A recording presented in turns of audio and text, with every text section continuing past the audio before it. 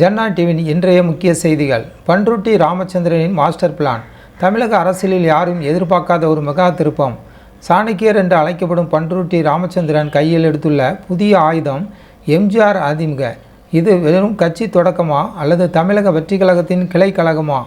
ஓபிஎஸ்ஐ கைவிட்டுவிட்டு விஜய்க்காக பண்ருட்டியார் போட்ட பழைய பிளான் என்ன? முழுமையான தகவல்களை இந்த பிரத்யேக தொகுப்பில் நாம் இந்த வீடியோவில் பார்க்கலாம். கடந்த சில ஆண்டுகளாக பன்னீர்செல்வத்தின் நிழலாக அவரது அரசியல் நகர்வுகளுக்கு மூளையாக செயல்பட்டவர் பண்ருட்டி ராமச்சந்திரன். அதிமுக உட்கட்சி மோதலில் ஓபிஎஸ் பக்கம் நின்ற மூத்த தலைவர்களில் இவரே முதன்மையானவர்.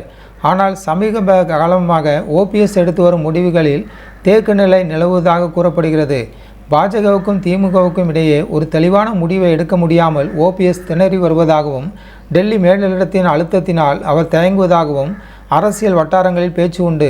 இதனால் அதிருப்தி அடைந்த பண்ருட்டியார் இனியும் காத்திருப்பதில் பயனில்லை என முடிவெடுத்து தனது நீண்டகால அரசியல் அனுபவத்தை ஒரு புதிய திசையில் திருப்பியுள்ளார்.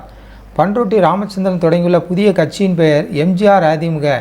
அதிமுகவின் அடிப்படை தொண்டர்களை கவரும் வகையில் எம்ஜிஆரின் பெயரை சூட்டியுள்ளார். கட்சியின் கொடி கருப்பு, வெள்ளை மற்றும் சிவப்பு நிறங்களை கொண்டுள்ளது.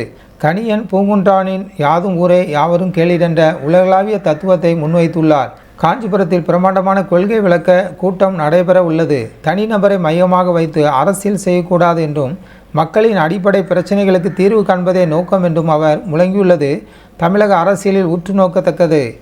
இங்குதான் ட்வீட் ஆரம்பமாகிறது. பண்ருட்டியார் கட்சி ஆரம்பித்த சில நிமிடங்களிலே வரவிருக்கும் தேர்தலில் போட்டி திமுகவுக்கும் விஜயின் தமிழக வெற்றி கழகத்திற்கும் இடையேதான் என அதிரடியாக ஒரு கருத்தை கூறினார். இதுதான் இப்பொழுது விவாத பொருளாகியுள்ளது. விஜய் தனது கட்சிக்கு ஒரு வலுவான கூட்டணி அமைய வேண்டும் என விரும்பினார். ஆனால் காங்கிரஸ், தேமுதிக போன்ற கட்சிகள் திமுக பக்கம் சாய்ந்து விட்டன. ஓபிஎஸ்ஓ இன்னும் குழப்பத்தில் இருக்கிறார். இந்த சூழலில் விஜய்க்கு தேவை ஒரு அனுபவம் வாய்ந்த அரசியல் வழிகாட்டி. பண்ருட்டி ராமச்சந்திரன் நேரடியாக விஜயின் கட்சியில் இணைந்தால் பல கட்சிகளுக்கு சென்றவர் என்ற விமர்சனம் வரும். அதை தவிர்க்கவே விஜயின் ஆலோசனையின் பேரில் இந்த எம்ஜிஆர் அதிமுக தொடங்கப்பட்டுள்ளதாக கூறப்படுகிறது. அதாவது வெளியே தனி கட்சி, ஆனால் உள்ளே விஜய்க்கான தேர்தல் வியூக வகுப்பாளர். பண்ருட்டி ராமச்சந்திரன் சாதாரணமானவர் அல்ல. அண்ணா, கருணாநிதி, எம்ஜிஆர் என 3 பெரும் ஆளுமைகளுடன் நெருக்கமாக பணியாற்றியவர். திமுக, அதிமுக, பாமக, தேமுதிக என பல கட்சிகளில் முக்கிய பொறுப்புகளை வகித்தவர். இவரது அனுபவம் விஜயின் இளமை துடிப்புக்கும் ஒரு பெரிய பலமாக அமையும் என எதிர்பார்க்கப்படுகிறது. அதிமுகவின் வாக்கு வங்கி சிதறி வரும் வேளையில் எம்ஜிஆர் பெயரை சொல்லி பண்ருட்டியார் பிரிக்கும் வாக்குகள் மறைமுகமாக விஜய்க்கே சாதகமாக முடியும் என்பது அரசியல் விமர்சகர்களின் கருத்து.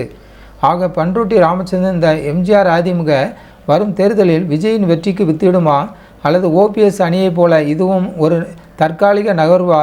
உங்கள் கருத்துக்களை கீழே உள்ள கமெண்ட் பாக்ஸில் பதிவிடுங்கள்.